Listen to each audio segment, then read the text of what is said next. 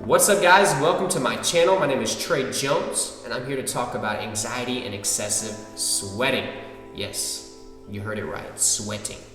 Go ahead and smash that like button down below if you're ready to kick anxiety in the butt. Leave me a comment as well. Let me know if you deal with this because, guys, it is a hassle, it is annoying, but it is extremely common. Heck, you don't even have to have an anxiety disorder for this to take place. You can just be nervous or tense or stressed, just generally as a human, as an average human. I dealt with this in high school, okay? So I had a lot of extracurricular activities, which brought a lot of performance anxiety. I had a lot of big performances. I was a musician, I was on the debate team, yada, yada, yada. I'm not gonna get into all that, but I would get really nervous on how my performance would be beforehand, and I would sweat. And oftentimes I was in nice clothes when this would happen. It was so frustrating. And many of you are going through that, and with that comes the body odor. It's just a mess. I'm gonna give you a few tips to help out with that at the end, but I think it's important for you to know that this is natural.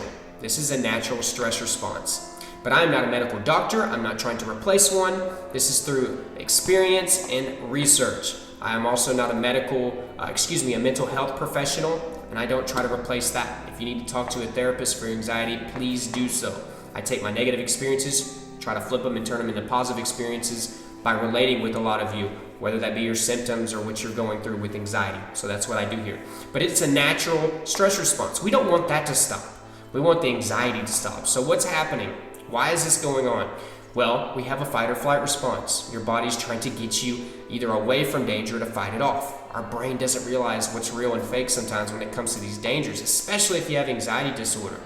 So what happens? Our heart rate goes up, our breathing goes up, our blood pressure goes up.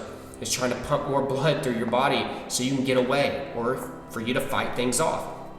Things start to cook in here, okay? Your core temperature goes up. So your body uses the sweat to cool you off. This is why this is happening. So very natural, very normal. Everybody deals with this, whether you're exercising or if you're in that fight or flight response. I've always liked to compare fight or flight response exercising, but you can be totally still. And that's how I always viewed it.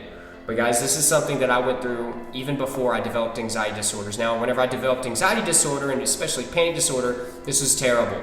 The minute I would feel chest pain, or the minute I would feel an anxiety symptom, sweat would just automatically fill my body, literally in like 2 or 3 seconds. That's how fast it works. It's crazy, I know, you might not believe me, but I'm being 100% truthful. I would feel chest pain and then bam, sweat all over me.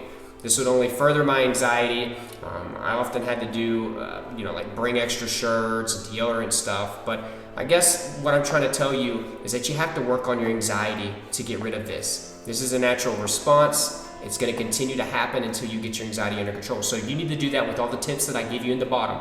But there are a couple things that can help you out. If you are overweight, this is only going to add to the sweating. If you have more fat deposits, that's going to increase the temperature even more whenever you become stressed, nervous, or deal with your anxiety disorder, panic attacks especially. So, working on your weight while working on your anxiety, and one of the components of working on your anxiety is lifestyle changes, okay, correct? So you need to work on exercise and diet. That's going to help with your weight. Overall, that's going to help with the sweating issue. Wear breathable clothing, something like what I'm wearing.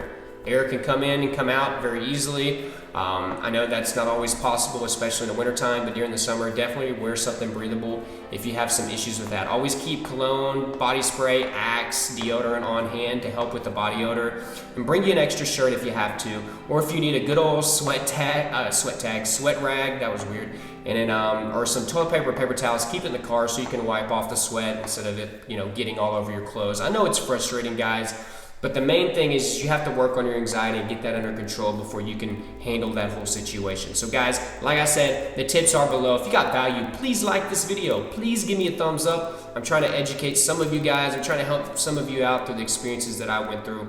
Remember to leave a comment if you dealt with this down below. I'm sure you are not alone. Guys, if you've had anxiety for a very long time and you haven't seen a therapist, you may want to try that out, okay?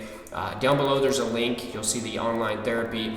There are thousands of therapists you can choose from, so you can find somebody that actually deals with what you went through, because I know it's hard to go to a therapist in your local area and you're basically like keeping your fingers crossed, like I hope they are cool, and you're also going to pay a lot more. It's a lot cheaper with this online therapy.